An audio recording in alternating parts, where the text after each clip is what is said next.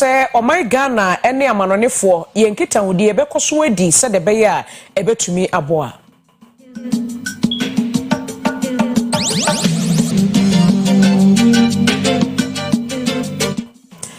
Wamampenyi John Dramani Mahama Korea sa kasebiem ya wo kire se ewiase yetimwe de wonim ni se ye wo ba ene ye wo bema.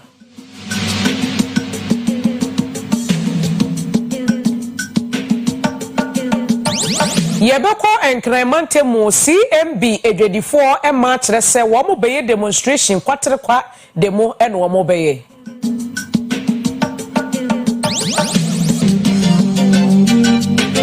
Na yede ni bekire mu ewo nkrofo aman so amanebo aba ekire mu a ya kire nipa bebre esan enkwada yede wo mo efa kwanbone eso.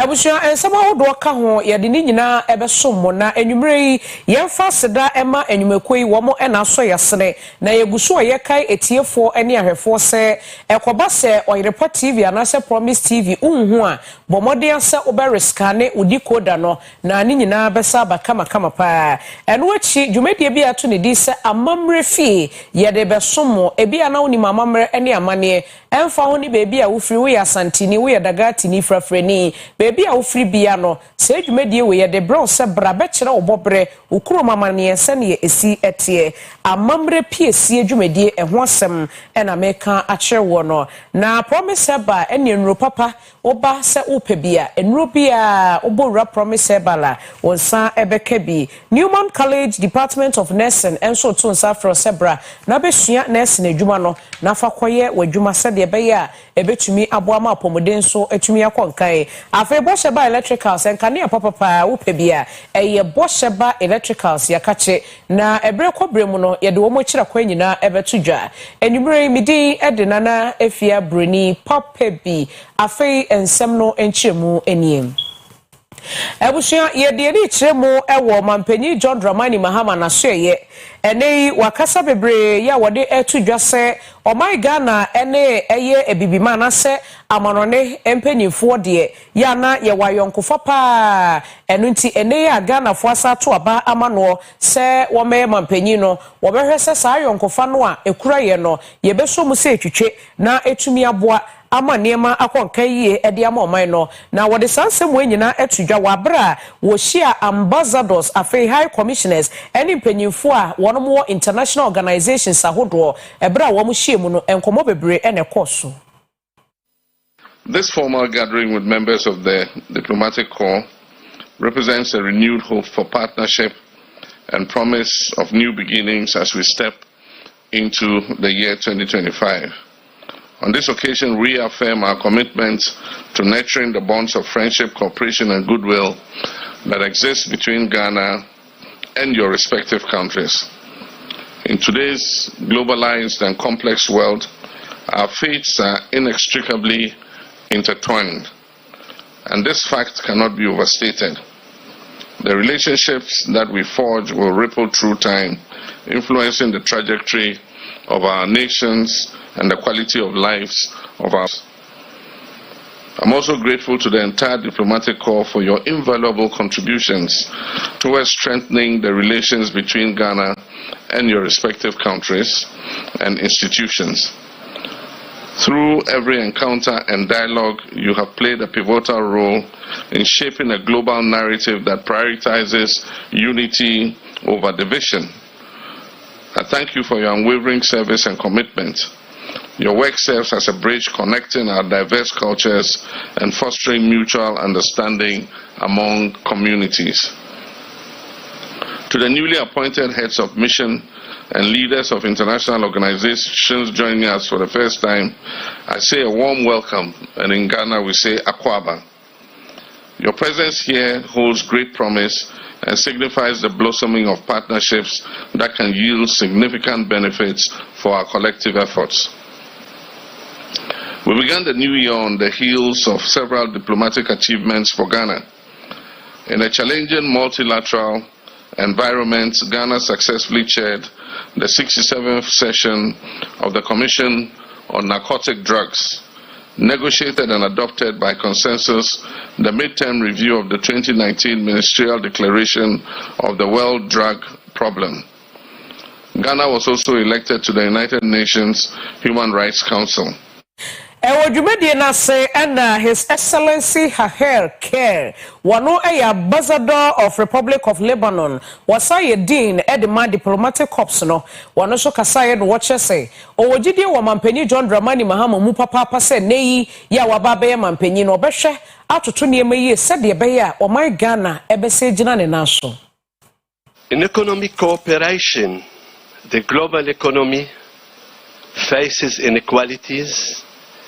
shifting trade and post-pandemic impacts. Your leadership is vital to drive in growth, job creation, and making Ghana an export-led economy. Your initiatives like the 24-hour economy, digital jobs program, and big push hold transformative potential. In education, your decision to uphold the ongoing free senior high school policy and to enhance it through key reforms such as expanding infrastructure and improving basic school is testament to your firm belief in education as a catalyst for growth. Ewujanfo ya to akase bo no so na ye da so ye wo mampeni John Dramani Mahama na so ye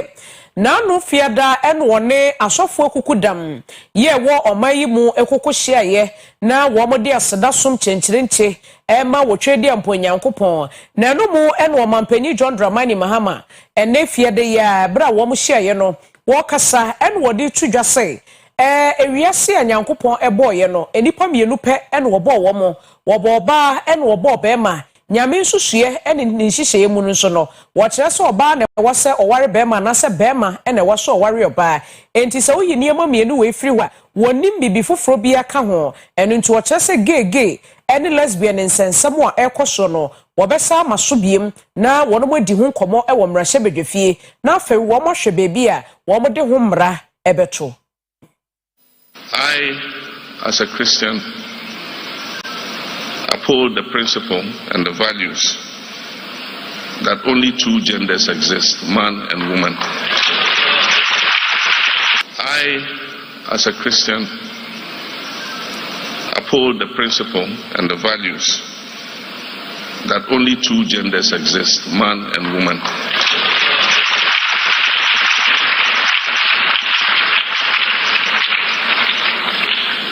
And that a marriage is between a man and a woman. I've spoken with the Speaker so that a renewal of the expired Proper Families Values Bill should be a bill that is introduced by government rather than as a private member's motion. And it's my hope that that consultation would see a renewed Proper Families Values Bill. My brothers and sisters, I believe that our leadership must reflect the aspirations of the people that we govern, and on this I stand firm. Yesterday I had the honor of addressing the nation in my first State of the Nation address before Parliament. And as I promised during the campaign,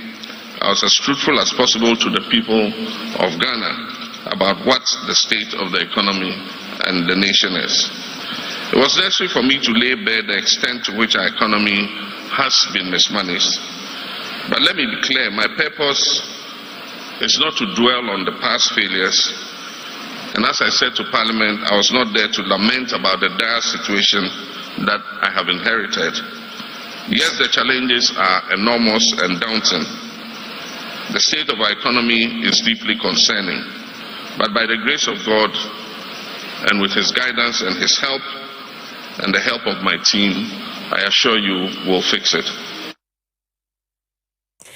wo dwumadie no ase na Archbishop Nicholas Duncan Williams wono na ekofa by Emma Action Chapel International wose wo mampani John Dramani Mahama waye ade Nyankopon hira no se wode BBC esi neni so se wobetu ho anamo na wagidi se nyame ebeboa no.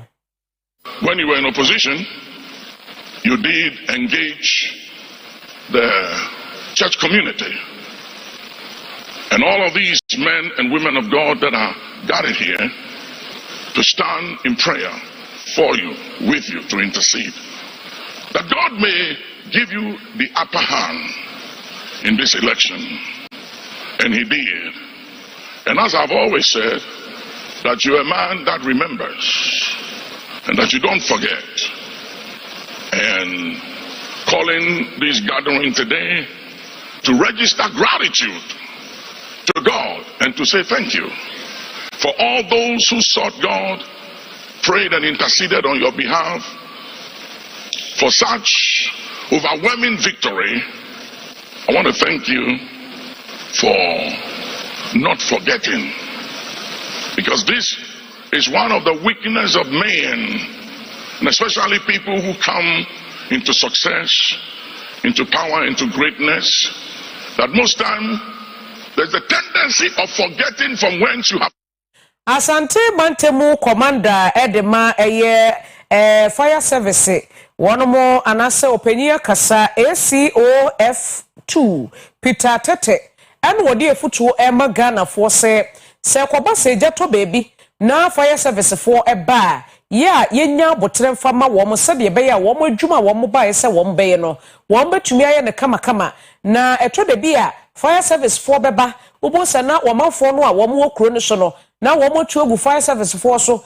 buru wo mo sibam wo mo adan a wo mo amantem eba sa no na ma adwuma no ayeden pa.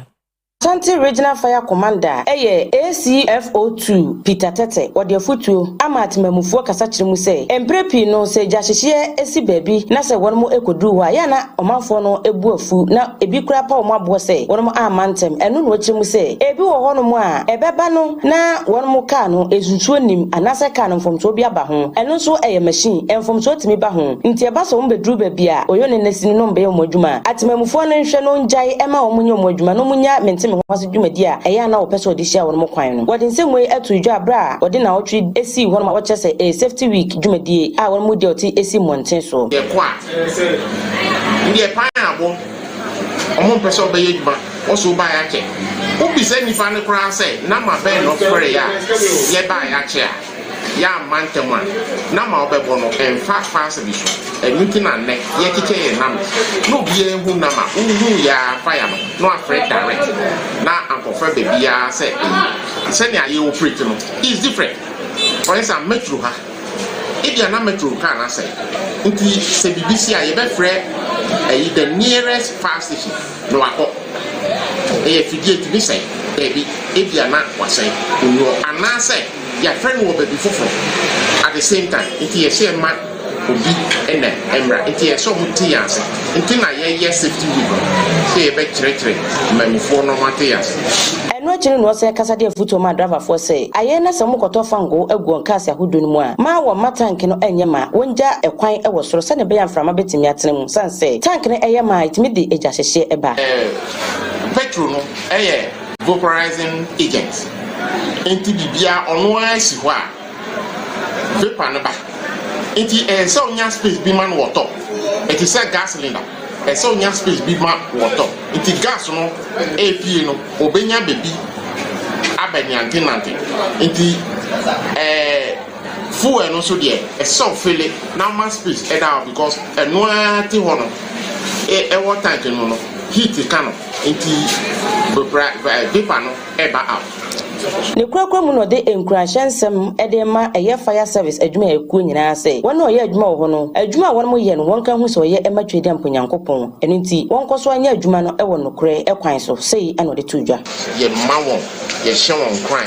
say adwuma na ye no in the first place ye nyame adwuma na ye say who save you life and property there nyankopon e hira odida nti omon koso a enye eduma na nyame edi ama ono na omo hwe say they save life and property ebiom ejuma no akade no enye 100% but ne yewo bia no ye fanye ejuma no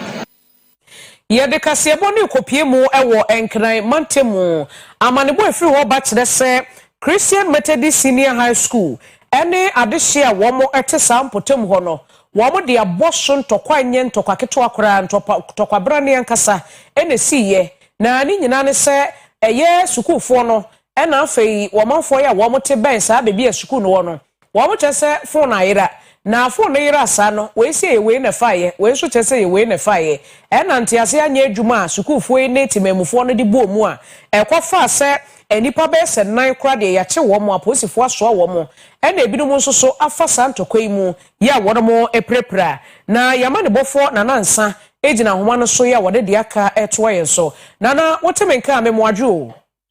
Eto kaminaba yada se we de boy amane e de report ne si ya enam so ma adesuafo ne timamufo e de abo ani yo meto mamina etiefo a wade bi wo tire pa in any day na omo piemu ewo eye new apreku a ono ewo gasa to nka kompuni manto mu no pi mo no ma senior high school a wo petemu aye Christian Methodist Senior High School na mi na bane me no ka say de the school mo no che say eye assessing na ne say esuafo ene che say timamufo na youth omo wo eye apreku no e de abani a ona me so me no ka say nipa menu prepra no ode a oswani ba ko kan na tambo ye ba ko ma prepra no ode na fe apolitifo so to me ache nimpa ba ko enuma wo ye esuafo odoko pemu e wo wagya police command ne akache na ba na ne se esuafo no ebi kire se one phone so ba ko ewia one phone aye ene da we one phone na so phone na wo hu eti ene de kire se sa osubon esien e school mo so na what we phone na answer ni peers am we student ni eta na chi abono fi school ho no mo sa no odwane ye aka share yes supermarket bi ho no mo no ka share ho no na kire se supermarket no alaji bi de no ka cha friends one train no na aka sa ba fani panod na abba back to school mo no na abba school authorities are then at the phone da ma staff no so mo ntia se no musu alaji ni mo finance egu ho no mo eta ba sa na tambo so ebu fu ye se aden na mo fu school na matumi abbo aye alaji papa no awon store mababo no so want to say na ye ntokwa e wo won ma ntokwa gidigidi mo student no ntokwa gidigidi won je o mo chese won wo so won koku won yanga sa suye ba ko na wa wi phone won koku no e wo so won ba je so mo mpene ye ntokwa wo won je na so for be school amini ba season e so won ho gantan ka sika ka sia akwafo be bi so won ba dem na won atalim ani span aye fitafori adwuma ani nyama kan ka be be chese e so won ho de be school mo no nti woni school kuno woni tambo asine gidigidi tano na ba ko etwin eye panel bi na cheso Jesus na cheso twin a odo wo tambo ba ko na wo mu sho o hwe mo ja chese apam tambo na nya mo jaketewa na chese bo anya so mo empre no nto kwa gidigidi won ma ono project for two be ma chese na de no kokko awieye na pana wo be school tambo asine ke ti wo mo e wo school kwa na no school na entrance ono what's what junction no so pere time at the go so no what sibi mo ina one mo no then to kwanto kwa mo our school need side one man e ga abaso to one time we sit in school na chi what to na self na to what na self na to the school boys ni bi what jump one no eba abonten na time boys no what kan wa shewa no what she ento kwa kasepa a what be no one mo no ento kwa kasewa on school na japade akonwa ade na wa se ni na ina ane se pakobro eye alaji ba ko na tambo ba kwa tambo so one prene school no and this anyam that mean to no e no one mam no ka say the school mo no ade kire any addition ankoso a place for na so je property school mo afa no ka say pempen no ka say get a place for na shoma wa boy so afa no ban so no akokon FF so say tambo be good school mo so one prene so afa no ko fie and then I hope you say a place for school mo ba ba shema nkola no wo ko fie ndako do man dey ye hwe sankwara ba sa be school na say one ba school atun be say ma asamasi ewo Christian Methodist a efo no kremator no wo eye gas out awon ka company man to mo ne Nana enumre ya da se papa koso edi etire mai de ebesi bia no ye bebe tiefo nso ate ho asem abusuafo ya ma ne bofo na nansa na wo boy amane de esie e won kran mantemu eye suku antokwa esimu na yemfri sa ensam no so na afei ye da so agina kran mantem ho no mo a eye CMB market women anasa adwadifo ye wo ho wo mo kire se wo mo ba be ye demonstration na sa demonstration na wo mo be ye no enye se ne de bia yehu demonstration ankrofo ye ni bia ene obehwe no mo ahyentade tuntuntuntum na wo mo de nkokọ chechire wo mo nsa ene wo mo ti no wo mo we mu de ne de wo mo chese enye sa na wo be ye no na emom de wo be ye ne se wo mo woro mo hu nyina kwatere kwa naked na kire se wo mo de akire se enibra papa na wo mo sem eyetiawa wo mo si asase a wo mo te so ya wono mo eto eniema anase wo mo di dwa no ye tu wo mo firi so dendende wa bra wo mo tena asase de so ye adwuma che ye papa no wo mo te se wo hene no na aton e de ama obi ama nipa no so epeso oje asase no efiri wono mo ensem Wamo ajiji ho entu GPRT yufua wamo adeka seba ebesisi wankokwo fo nyina wamo atu wamo nyina adan kakra ne so aka no ba baje enti ohini ye ya ka kiro ekina ye nyina ba begu ha ohini se busuo gbo na wo di soldier for the body ya emple but thank God say the Greater Accra Regional Police Commander COPI Asha ye bo say ekina or the police baba ha abe protect ye enti ya ton safra ye nua ba ya maami ya di hina ezanato yesa bomadi ya na bra na uso bra ye aid ya mpineda and ya nyasa dia demonstration upon demonstration akohi fufra ba no se waka asase no ewe AME kwore odia ohi onko CMB asase enti yesu ye dintum se ye backpene na ye the shop ama ye nyina ye ntu esanse ye de dwom ha anopa ewie enumble ekuna fowo ni wusie wo enti ye nyina ye da hanom se ye pray na ye die didi enti ende die enya ade a ye betu ende ne oche ya bane ni preso se ye nko enti soldiers fo amo bebe bia we de naked demonstration pa ne sada no enya asem ketwa wo CMB market wonom nti wom so hene no wanya careful pa na yemfra no so na yemfa rehosem we so ento so ye de ne tiremu wo asen urakese ye no wo asen for su municipality amanebo efiri ho ba kire se opanyi bi wa yabomodea kanentohwe ene maami bi efra ne se maami esi ene wo so papa yi mu de na tofom eyi ne be ma ato ne nsem ene wo de ne se akoso papa ne ntohwe ya waka ne ntohwe no achese enya asem keto ye kase papa yi woda ya sabia na maami ni nkyire mu nyina ne se orei ya efra ne se Osman papa ne ta ba ne nchen ebeto nsa ebeto joto na joto no baako ye 1 cedi 20 pesos enti wo se na no papa ne beto joto no baako ya o ma ne 1 cedi enti eka 20 pesos adechi biom papa ba ye afa me 20 pesos ma me o se me mfa mawo ena de ntokwa no oba ye na yenkwa ama ne so na ye ne owura eni ejeyi enkodi nkomo wono no no ogina ho a asemi esiye na wo moye mu opanyi ye mo adwo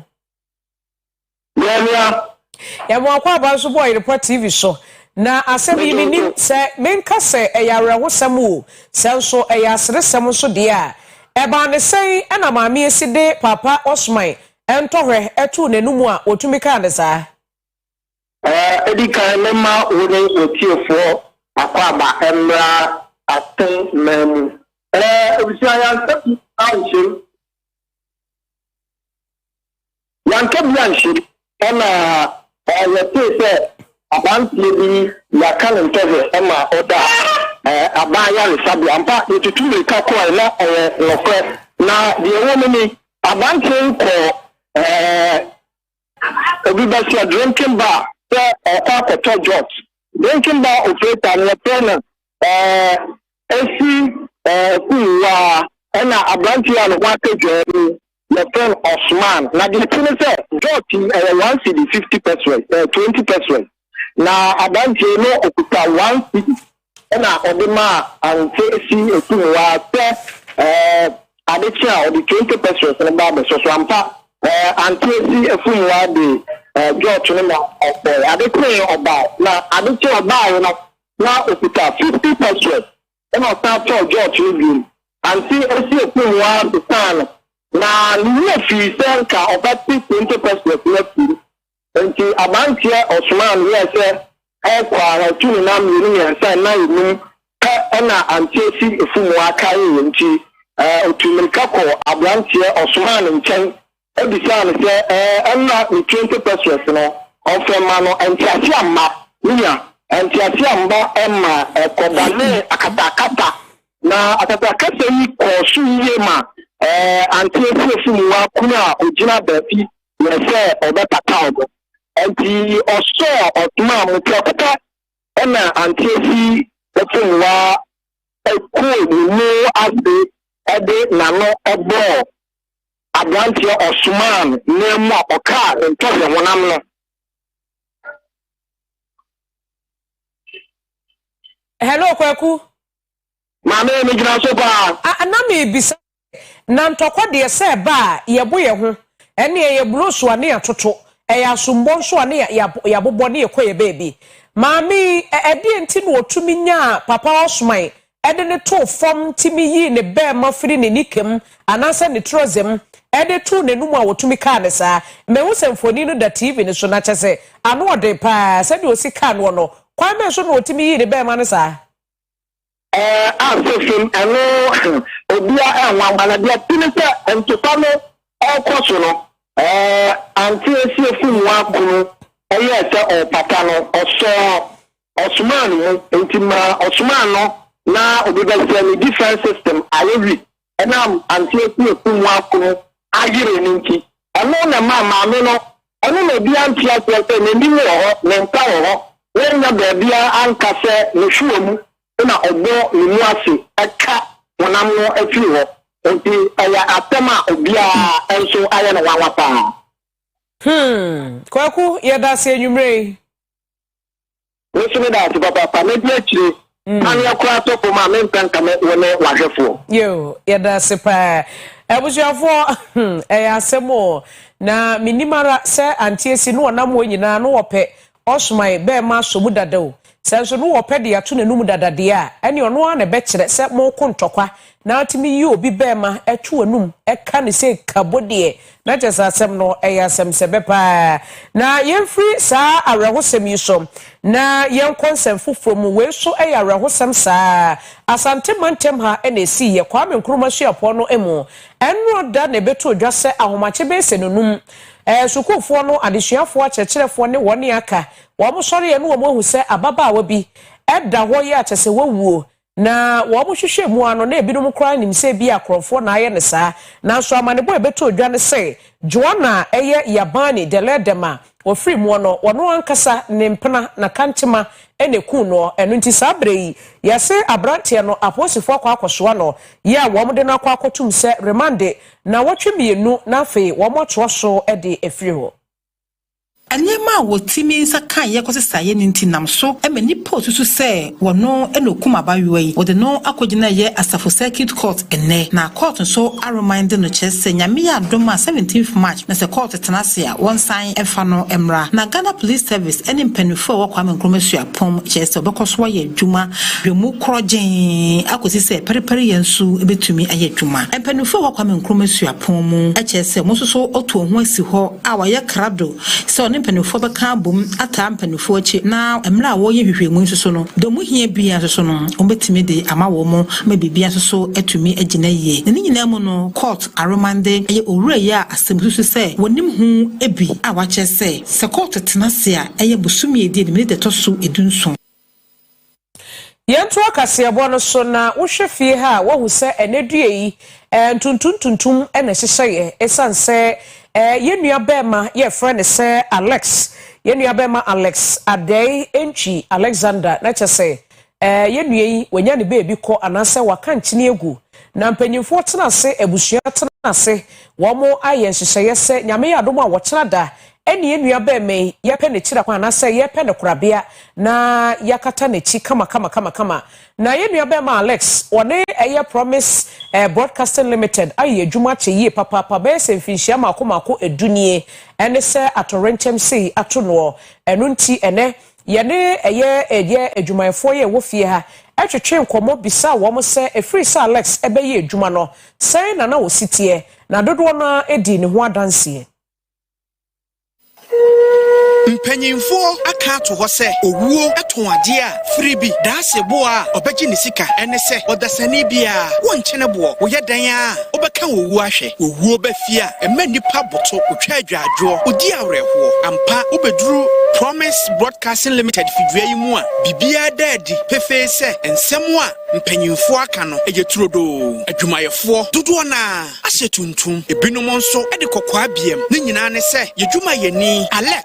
ade entwi wafrim na ayeden amayen pa yegidie ni se asase so de yaboto de nanso yewani daso se daachi bia no enigye ebeba abrabonim yenua Alex ade entwi wo na afe apem ahenkron adwowatwe mienu e wo sekendi asimisodo omame ewo miensa wono ene de ne wotwato enti oyeka akiri omame dinkan ewo wo ba oto ne din Ernestina Sambaini ene bema na otoso mienu Rua Alfred Kwadwo Otu awarejaye bai eninti wone nkura mienu yi papa ejaye ekofa abema foforo eno ena odomankoma edom wonom yenua bema Alex ade entwi sabre maame Mary Kwansa odi Alex baye no entiase saa nsoso ena ne nua panyin Ernestina Sambaini ensoso entiase domankoma emfa wonom kra ensie onua waye kontonkre ene Alfred Kwadwo Otu Alex ekosuku edru SS ni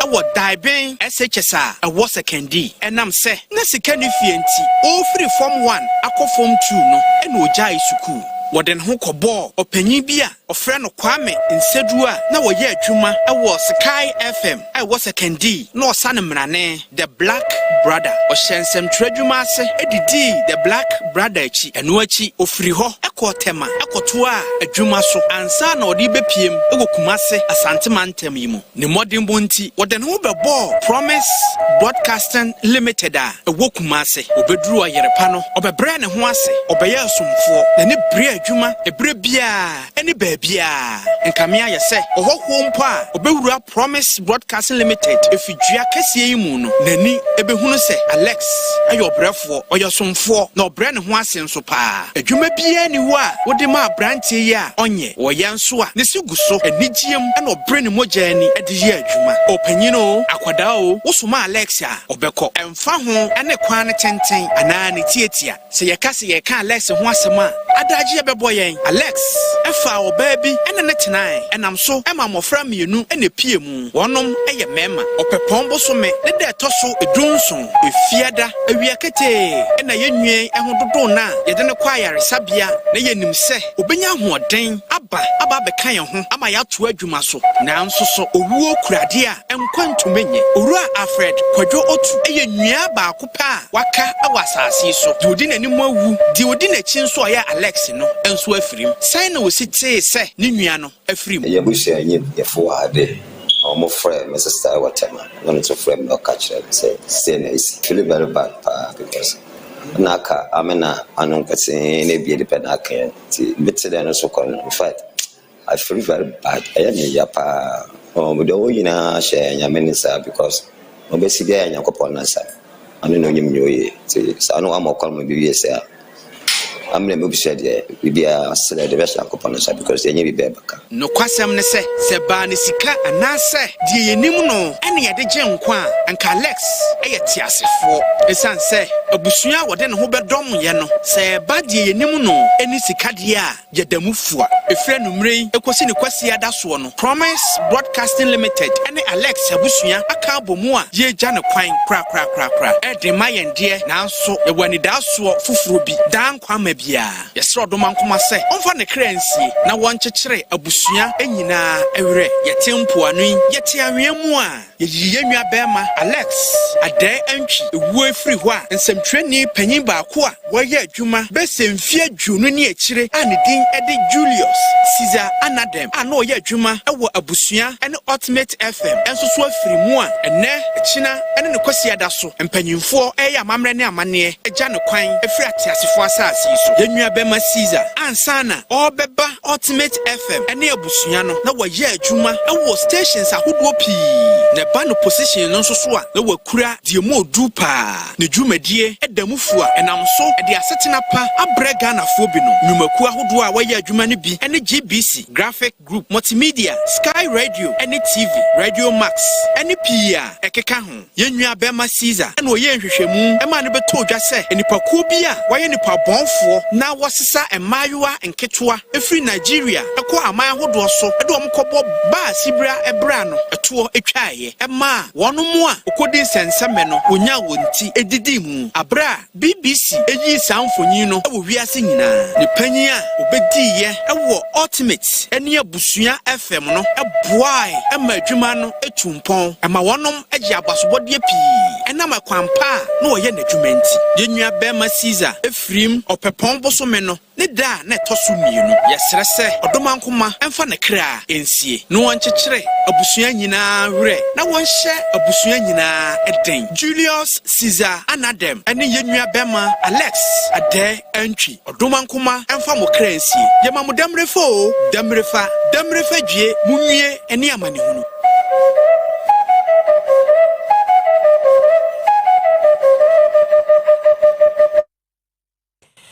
Abushia ayare hosem na die yebeka ne se nyankopon emfa wono kra ensie yi na yegina arehosem yi so yetwe ho aba yeba yebekọ agodie mu nsem mu afi enigidie kase bobeto aso na amano ne nsem nso yede ato aso ama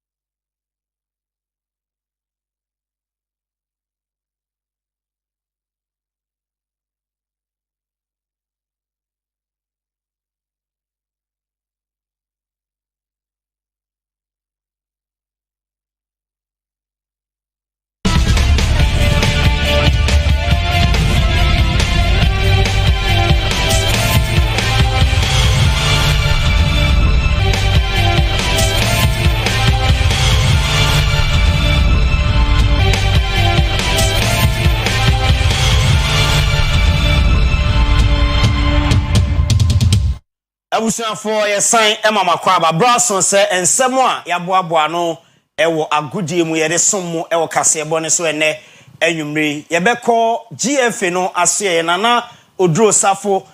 kasa edifa Black Stars budget ensemo say nrada President Mahama ensem tudwa edifa the Black Stars of Ghana oduro safo president ano ye ko amanone nsemu a Mikel Obi Austin JJ Okocha omukasa edifa Jamie Carragher nsem a waka ne dada ese AFCON no enye tournament eso Ruben Amorim kasa edifa Manchester United womu ebobokun we ene afoforo bi ene aboaboa no sa agudie mu nsem na anwumre ye deba abedan mu midin Eddie Solomon Carter ye shase Eddie a Free Ghana Football Association woma so na Enra State of the Nation address and His Excellency President of the Republic of Ghana John Dramani Mahama di tudwa say budget bia GFA ne de beba e de afa Black Stars won say Ghana man nyina obia ehumu bi ena na no duro safo kasa say budget no enye GFA ena eko defend the ministry no ene defend nempo say omugitum ayemfa sika bia enhye GFA ni nsem eso omfambo Black Stars no ho bra na ye obia ye di sika ma no wa bra Black Stars etu kwan na omubehia bibi. We only do budgets for the Ministry of Youth and Sports when it comes to our national teams traveling, because we are the managers of the national team. That's right. When we do our budgets, we send it to the ministry. The officer in charge from GFA will go to defend it. They will tell him, catch this one, catch that one, cut this one, cut that one. He will go prepare it and then to do it and then send it. When they are satisfied, they take it to the chief of staff. It goes through cabinet, it goes through the Ministry of Finance, and the money is released into the account of the Ministry of Youth and Sports. The money is released into the accounts of the Ministry of Youth and Sports. Then when we are traveling, they will give us somebody who in our English language is called the purse holder. The pass holder will travel with us to the destination. Ye free na no draw safo so na ye rem ewo John Mikel Obi na se na unse na nse nkoma aba no ye Jamie Carragher na ye ka se Mohamed Salah betumi age FIFA World Best no e de asi na so na Carragher se o Salah oji EPL na AFCON no entumi anje a emwa no ni nyina ne se AFCON ne kra tournament a eswa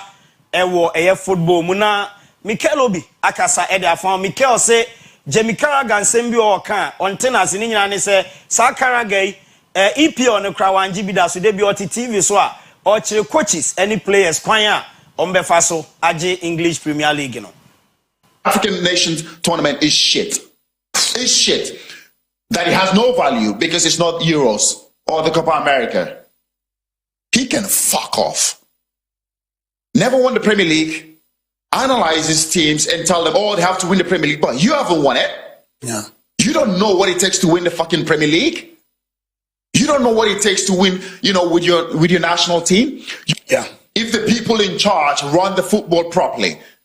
everything is in structure. Yes, do you think the players from Africa would be rushing to come down to Europe to play? No, they wouldn't. Us 2 billion watched the last tournament. Yeah. And you call it a small tournament. It's so disrespectful what he said. And this is coming from somebody who never won any, major international competition with England. He has to play to win, and he never did both. My biggest dream growing up is to win with Nigeria. Because I know how growing up, my dad, everybody used to watch it. The disappointment when we never get to win it. Every time we crashed out of a tournament, the disappointment. Family, friends, people die. You trying to discredit the tournament that I won? That I shed blood tears? Football is everything for us. The culture. We watch football, we die football, we eat football, we sleep football. And it's a lot of people that have supported from Africa, supported the English teams. Ye free Mikel Obi nsem so na ebufuo kakra na Austin JJ coach asusia kind man Nigeria wo national team no say Jamie Carragher kasa nkwa na ye ne the ball na nkasa bra no obo no na onya de na obia ni wo be pese ne ba bobo a obehwe Jemika aga so eso de bobo ni nyina ne so bobo no na onya de. I will say something, you just overlook it. You know, if you look at their career, if you look at the type of football that they played, then you can understand, you know. I mean, you won't want your son to be like Harrigan.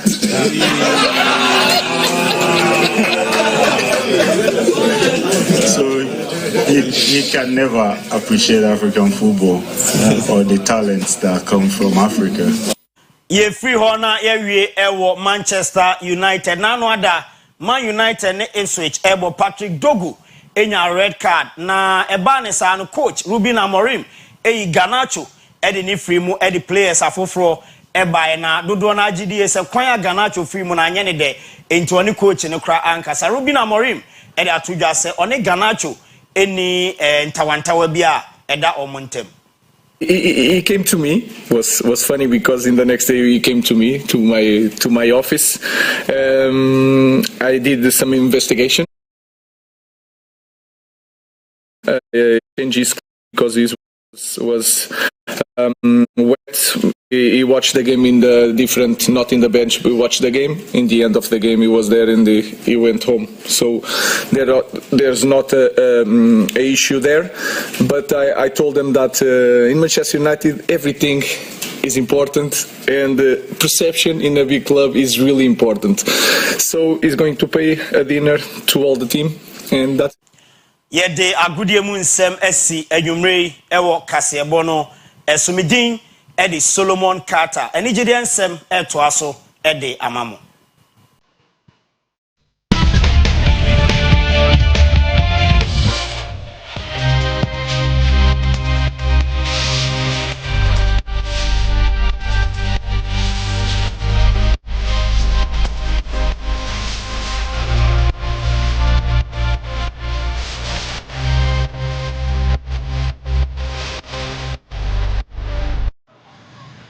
Therefore, nyina kwa bebium eba kasebo no eso na de adri ye de anitidie ensam ene to so amamo eye abrantie friend said D Black why dwumtuni na mene wo kase what the artist fofo kra aba ya wa sign no na ne di e de Paul now ya wo kire mu abrantie no wo chese wo ye nwumtuni ankasa ne nwum sofo mu a na apae.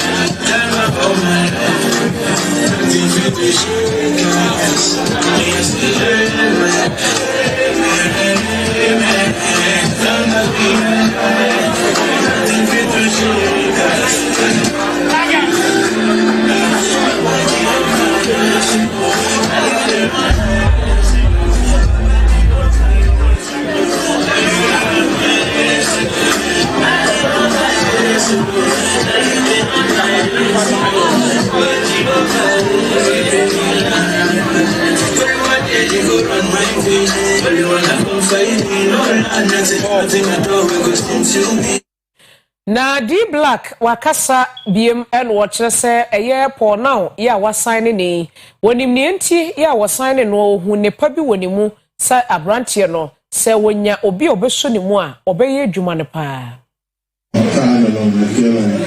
Paul has gone through a long period of artist development, about a year plus, of just understanding what the business is like, getting himself in shape, mentally and physically, so many other rudiments that he's been through, and I feel like he's ready now. These three songs were really difficult to pick up of the hundreds of songs that he has, so I just hope that the people here today appreciate the music and the talent that we're giving to Ghana today. That's beautiful. One more question. I want to find out 3 songs playing back to back. Which one is it? You mentioned it was difficult to pick. Which one gave you the biggest headache and which one is the favorite? Yefri D Black so na yen konsem from Ghana Tourism Authority womo ne womanfo ya womo ewo Elmina akabom ya womo de afahye chenchirenche bi ebehhehye so ye fra ne se Bakatwe 2025 na afahye na se no wo mo kyerɛ sɛ asapa ye bɛkɔ so ɛyɛ apatampa asa.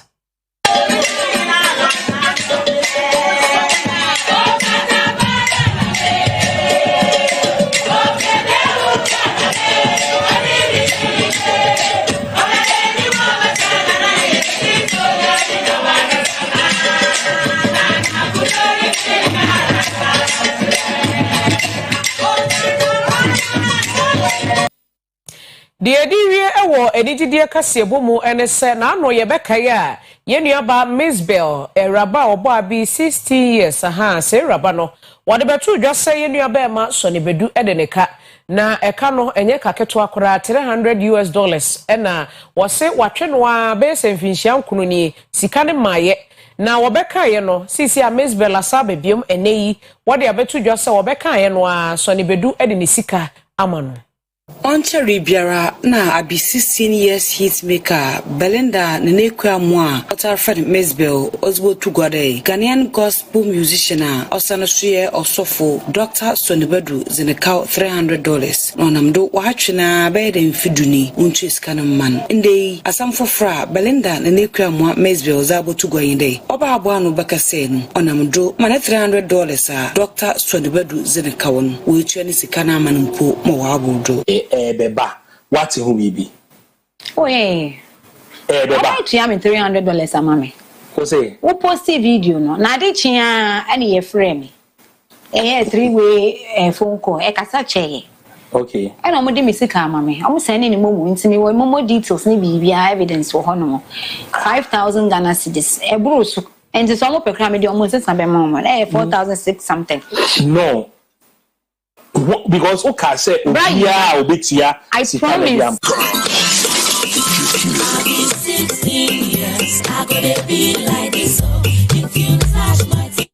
enti obi beka se echire di ye de nisika amano ye nyina we so na ye ntwa ho sima ye ba ye konkrofo aman so.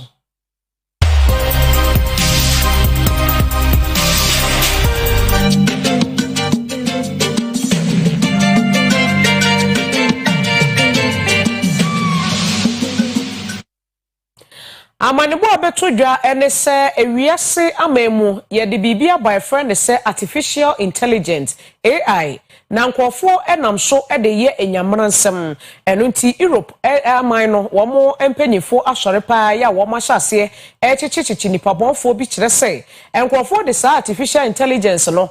de aye emfoni bi a kire se ye tete nkwada ye ha nkwada enti sa mfoni no enam internet no so ama wo mo mudi bone yankasa tete nkwada no se wo hwe sa mfoni no na wo hwe wo mo mudi bone no yankasa so a wo nse de hu nsunsu ya ewo mu eno nti mpanyifo no ni abre a ye kase wo mo ache enipa aduonu enum.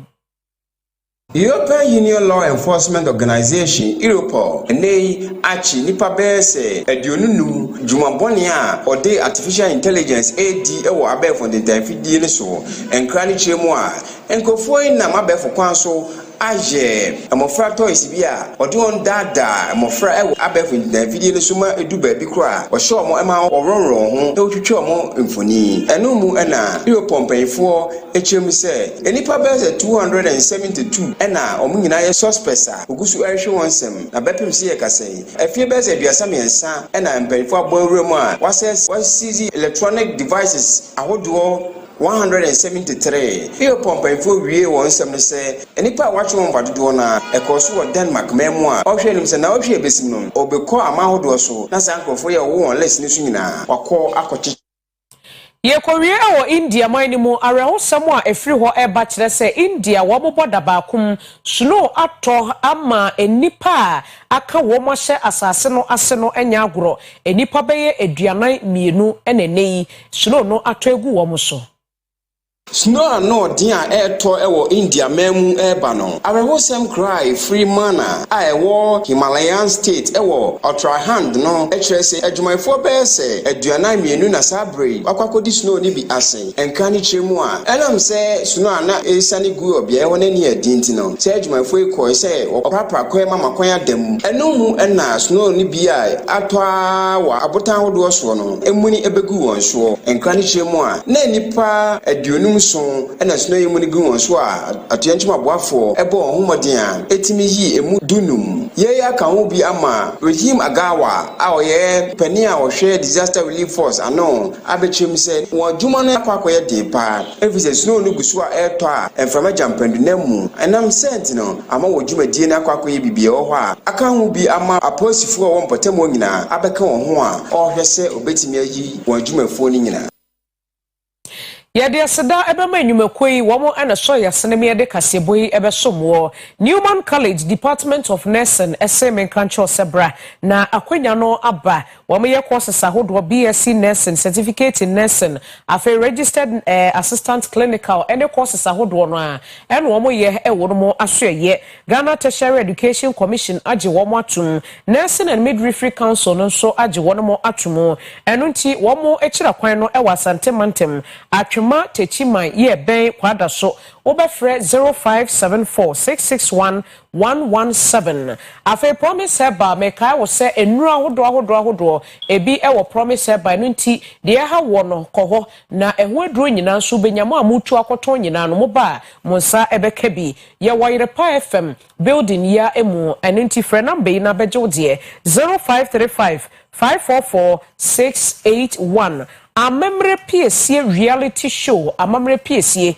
ye ka kire wo se be kire wo bobre amane ni amamre wote ase unim di wo ho ene na bra na be fa forms no eye 50 Ghana cedis pe ena beba eye Oyerepa FM ha sei ye premises ha na waba beje na wonso aba be kire wo bobre ebia na openchiremu bia frɛ number 0591707983 na yeguso aye kai wo se Oyerepa TV no Oyerepa FM anase Promise TV se udi koda no eniso a riskane pe wo mo ni mu de ewo multi TV ne ho na wo mo riskane ema ebesa ba fe bosheba electrical seba no chandelier corner lights gate lights ceiling lights and kane ahodo CCTV cables ene ne cameras ahodo a eye bosheba electrical so ba ha dodo bia ope onsabeka bi enkura batade ye miensa ewa Asante Mantemu ye wo eye Kumasi Kedetia yene Dubai no enedi hwenimu afei prison runabout anso behu yen antiata akofo building nimu ewo PZ ehon so ye wo baako ewo ho frɛ number 03220303838 na beje dodo no a ebusuafo kasebo no esi midin ede nana afia broni pop beam ye mamu nyina mo ene hwa ade na